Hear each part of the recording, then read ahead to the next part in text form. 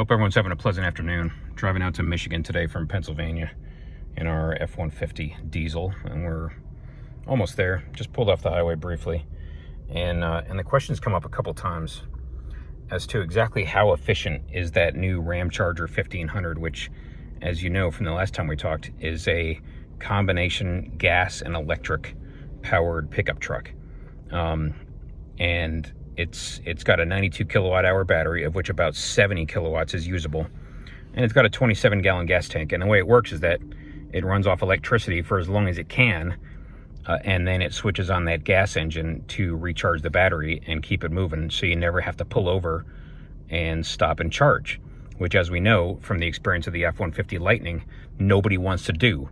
And what makes the F-150 Lightning basically a useless product for most pickup truck buyers. And so, again, the question has come up as to how efficient that new Ramcharger is, and we've done just a couple minutes of calculations, and what we've come to find out is that if you use it the way that Ram trucks intend you to, for you to, in your daily operations, meaning, you know, on a typically day when you're only going about 50 or 100 or 150 miles, here's what it comes down to. And we put a Tesla in there for comparison with real world data. That Ramcharger with the 145 miles of useful range is going to use 70.8 kilowatts out of its, I think, 92 kilowatt hour battery, which gives you a miles per kilowatt, meaning how many miles it's going divided by the kilowatts, which gives you the efficiency of about, whatever, 2.04 miles per kilowatt hour. And if you're charging at home or at the office, your electric rates are going to be in the ballpark of 20 cents a kilowatt hour. And what that means is that in the course of a day, if you go 145 miles in that Ramcharger 1500 in EV mode, and you use the entire battery, 70.8 kilowatt hours, you get 2.04 miles per kilowatt hour as your efficiency. And at a cost of 20 cents a kilowatt hour, your total dollars spent in the course of a day is $14, give or take, or about 10 cents a mile. Okay, and that's the kind of thing anybody can figure out, just putting in your different assumptions there for your cost per, you know, your electric cost. And just keep that in mind. The Ramcharger uses about 10 cents per mile when it's in full EV mode. Okay, by way of comparison, the Tesla that we have, for that same 145 miles, it's going to use about 37 kilowatt hours at about double the efficiency in terms of miles per kilowatt hour, mostly because of aerodynamics. Paying the same rates for electricity, it's going to use about half the juice and half the cost total, the total cost, or about 5 cents per mile of operating cost. And so you see there's a big difference in that Ramcharger. You know, it's big and it's shaped like a pickup truck, and it's not especially aerodynamic.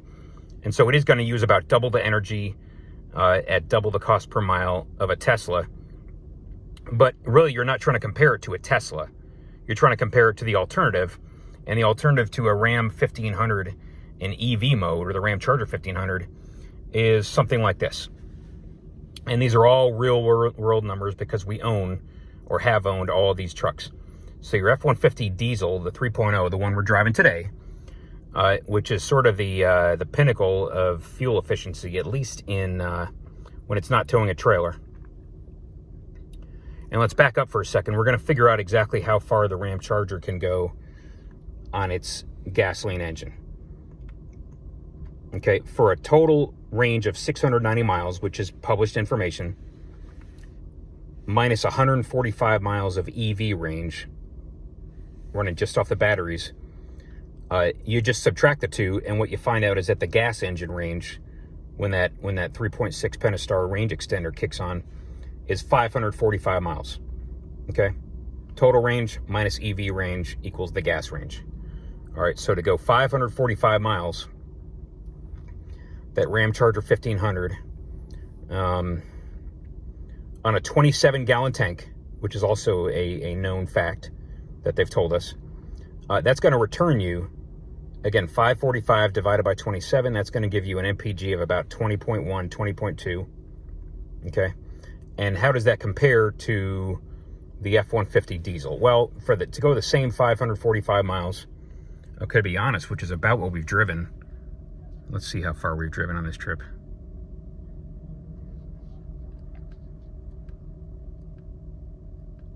Oh, come on. Well, we've driven 479 miles, whatever. To go the same 545 miles in an F-150 diesel, like the one we're driving, it'll burn about 19 gallons, give you about 28.6 miles to the gallon. Okay, that is real world data. We have achieved 28.6 and better on many, many occasions. On the highway, mostly on level ground, at, call it 70, 75 miles an hour. Diesel these days, at least where we live, is $4.50 a gallon. And what that means is that to go those 545 miles, burning that much fuel at that many MPGs, at that fuel cost, is going to cost you a total of $85.50 or 16 cents a mile. Okay.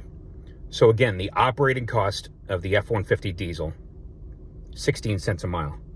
Keep in mind, the Ramcharger on pure electricity only costs you 10 cents a mile. So if you never turn on the gas range extender, the gas engine, the range extender on that Ramcharger 1500, it's going to get you a substantially better operating cost of 10 cents a mile compared to what is basically the most efficient fuel burning pickup, internal combustion engine pickup, which is the F-150 diesel, which runs at 16 cents a mile. Okay. That's great, but you can't even buy one of those anymore. How about the Power Boost, which you still can buy? To go that same 545 miles, and we had a Power Boost to put 60,000 miles on it, so we know all about that thing's fuel efficiency. It's going to burn about 27 gallons for about 20.1, 20.2 MPGs, and we've gotten as good as 22 MPGs in the Power Boost, but conservatively stated, at about 20 MPGs, spending $3.50 a gallon, give or take, which is what we pay in Pennsylvania, you're going to spend $94.50 or a cost per mile of 17 cents. So what's amazing is that even though that F-150 diesel gets so much better MPGs, it gets, almost 50% better MPGs, the fact that the fuel costs so much more really raises your operating cost per mile to almost what you're spending in the Power Boost. And obviously that only applies when you're not towing a trailer. When you're towing a trailer, it's not just a 50% difference in MPGs. It's like double when you compare the diesel to the Power Boost. The Power Boost consumes vast amounts of fuel when it's towing a trailer. Okay, got it. So keep in mind those two numbers. 16 cents a mile operating cost for the diesel, 17 cents for the Power Boost. Okay, throw one more data point in there. The F-350 that we own with the 6.7 standard output power stroke diesel, to go 545 miles, you're going to burn about 30 gallons, giving you about 18 MPGs. We've gotten as good as 20, but you can't bank on that. 18 MPGs is a safe bet in an F-350, standard output 6.7. It gets astonishingly good MPGs, at least on the highway. Total cost at $4.50 a gallon of diesel is $135 to go the same 545 miles, because we're comparing apples to apples here, or an operating cost of 25 cents a mile in the F-350 with the standard output 6.7. So that is the least efficient in terms of dollars per mile of all the gas burning pickups that we own or have owned recently. Okay. Now that Ram 1500, the Ramcharger 1500 with the gas engine on, meaning operating in range extended mode only, after the battery is fully depleted. And here's what's interesting: to go that same 545 miles, burning 27 gallons, you divide the two and you get about 20.1 MPGs, which, believe it or not, is about identical, give or take, to our Power Boost. Now, some people say they've gotten a lot better than 20 MPGs in the Power Boost. We have not. We always got between 20 and 22. city, highway, or in between. And so what you realize is that the Ramcharger 1500, with that gas burning 3.6 liter V6 range extender, is going to get you about the fuel economy of the Power Boost. Okay. And then looking at 350 a gallon, it's going to cost you about $94.50 to go that 545 miles after your battery runs out of juice, or a dollar per mile cost of about 17 cents. And so what we learn is that on electricity, you get a dollar per mile cost of 10 cents. When that battery dies and you switch to gas power, it goes up by 70%, from 10 cents a mile to 17 cents a mile. So it is substantially higher in terms of dollars per mile to run the Ramcharger off of gas as opposed to EV, but most people would gladly pay the price to avoid having to pull over and charge for 45 minutes or an hour or longer to get that big battery top back off. Now here's the sort of bottom line. To go the full 690 miles of range that Ram trucks have told us that truck can go, of which 145 is EV, 545 is gas. We know your EV cost, we know your gas cost. You add the two of them up, and that gets you your total of $108 to go 690 miles in the Ramcharger 1500. At 10 cents per mile in electric mode, 17 cents in range extended mode, or a total, when you add those $2 values up to get $108, divide $108 into the total range of 690 miles, and what you wind up with is 16 cents a mile, essentially your blended cost per mile over those entire 690 miles. Okay, that's a lot of numbers to throw at you, but what you realize after looking at all of that is that the Ramcharger 1500, over the course of the entire range of 690 miles, is going to cost you 16 cents a mile, or what is identical to what the F-150 with the 3.0 Power Stroke will cost you, assuming you use up the entire battery and then you use up the entire gas tank. And you're blending or averaging, weighted averaging those two numbers. Again, 16 cents a mile, all told, over the course of a 690 mile cruising range. Now, what's the so what? The so what is that a lot of people in a lot of the discussions they've had, which we have, and we've listened to almost all of them, in their reaction videos after this truck was revealed a couple days ago. What they've said is, yeah, that's nice. And it's a neat trick to be able to run off electricity for a while and then switch to gas. But the bottom line is that it's not going to be that efficient of a truck. And what we've just realized from doing about 15 minutes of calculations on a, with very conservative assumptions, is that actually, no, it's a highly efficient pickup truck, either when it's in gas engine mode or in electric mode. And again, the ideal for most people, day in and day out, is that they're going to be, in a typical day, they're probably not going to go more than about 100 miles. Most people, maybe a 50-mile commute each way to work, for people who still commute to the office, or whatever trips they're taking during the course of a day. Maybe you're going 100 miles. Maybe you're going 150 miles total. And all you're going to be doing is using electricity at an operating cost of 10 cents a mile, which is better than any gasoline-powered vehicle. Keeping in mind that this truck here, the 3.0 Power Stroke F-150, costs you 16 cents a mile to operate. And this is about the most efficient internal combustion engine pickup truck you're going to find. and the Ramcharger 1500 is substantially more efficient than this thing in terms of dollars per mile. And but what you also learn, again, just from looking at that spreadsheet, which anybody can make, is that not only is it a lot more efficient in EV mode, but even when that battery dies and maybe you're taking a long trip, such as the one we're taking today, where we're driving from Pennsylvania out to Michigan, and that battery runs the entire course of its life, and you switch to gas power,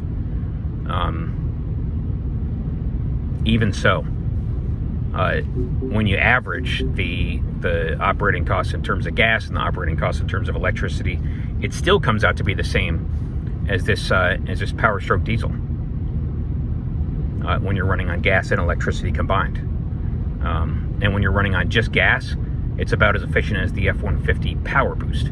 So the bottom line to all of this is that assuming Ram trucks can deliver this thing, and assuming it lives up to the hype, and they're able to actually build it and not have massive quality control problems, not have massive reliability problems, not have a ton of recalls, it's going to be a monumentally impressive pickup truck in terms of operating costs, if that's the kind of thing you care about.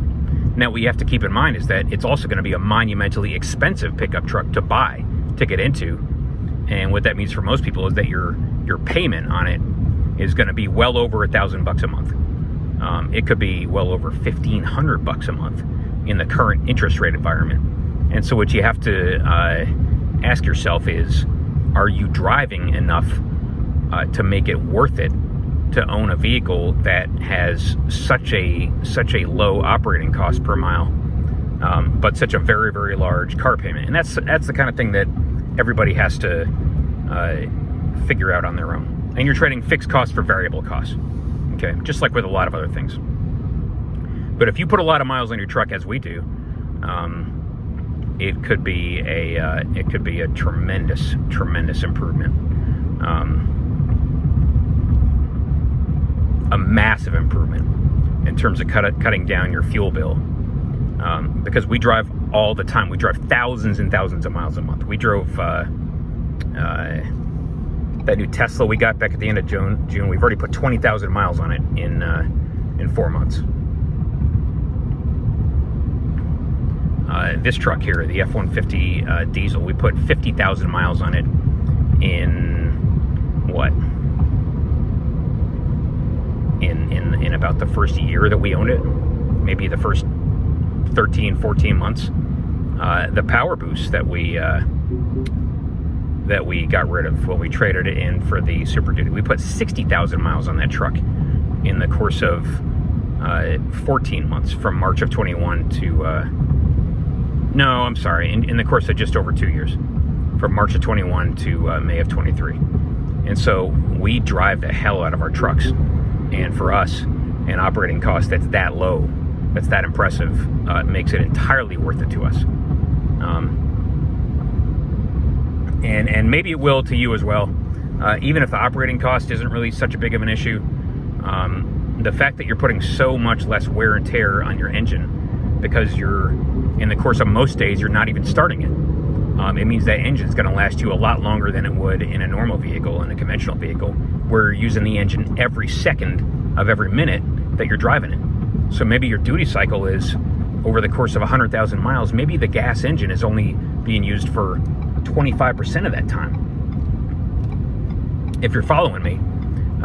And so in terms of wear and tear, it's not going to, at 250,000 miles, it's not going to have 250,000 miles of usage on the engine. It might only have the equivalent of 50,000 miles of usage on the engine, okay? And that means you're paying for a lot less on the oil changes. You're paying for a lot less of all the maintenance that you do on a gas engine. You know, spark plugs, you might not have to change spark plugs at all in the course of a 500,000 mile lifespan of that vehicle. Again, which only means, call it a 20% duty cycle. In the course of owning that truck for 500,000 miles, you might only use the engine for about 100,000 miles of it. And granted, it's going to be operating at high throttle, high output levels, because you're trying to put a lot of energy back into that battery. But the point is the wear and tear is going to be tremendously low compared to anybody else who drives a typical internal combustion engine vehicle that is operating 100% on engine power every minute that it's on the road.